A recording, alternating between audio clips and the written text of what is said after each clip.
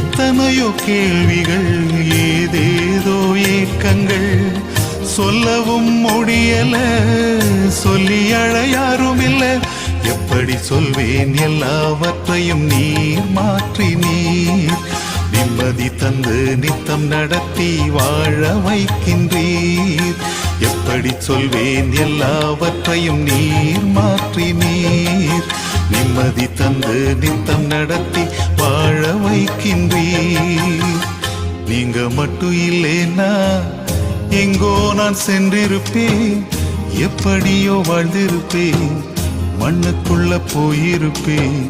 மறந்தும் போயிருப்பார், மறந்தே போயிருப்பார்.